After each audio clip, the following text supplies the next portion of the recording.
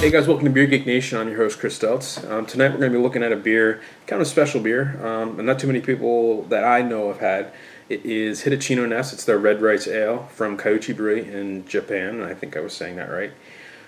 Basically, it's just an ale, 7% ale brewed with red rice, which I guess is a traditional style rice in Japan that was cultured hundreds of years ago, thousands of years ago probably.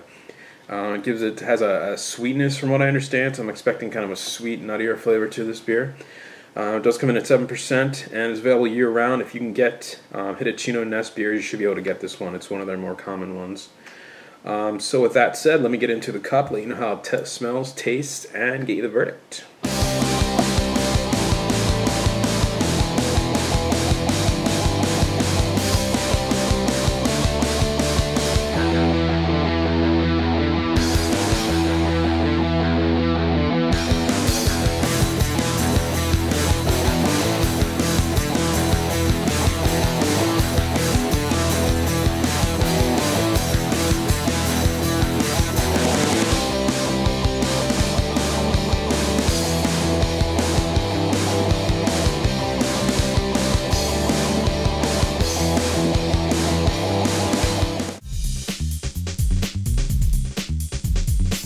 So the appearance on this one, it's got a really interesting color to it.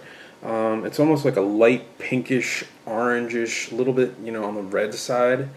And I'm guessing that's from the rice. That's, a complete guess. The head is, it's a nice white fluffy, almost looks like meringue topping that color white. Tons of carbonation, hazy, hasn't been filtered, obviously. Now the aroma, I'm gonna be honest with you here. It's not the best smelling beer I've ever smelled in my entire life. It smells to me like the skin of a baked potato. That's the best way to describe it. There's no hop characters. There's a fair amount of like a bready, yeasty characteristic, but I'm assuming that rice is what's giving it that kind of earthy potato skin kind of smell to it. Yeah, not the best smelling. It's almost got a little bit of a slight bit of smokiness to it. Not the best smelling beer I've ever smelled. Hopefully the taste is a little bit better.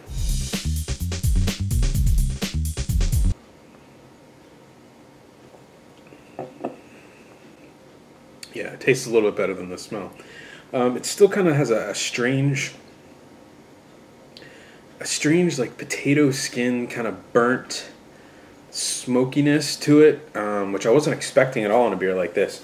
I think that's the rice. I really do. I'm getting like a weird kind of, it's not bready, but it's definitely like a graininess that I've never tasted before.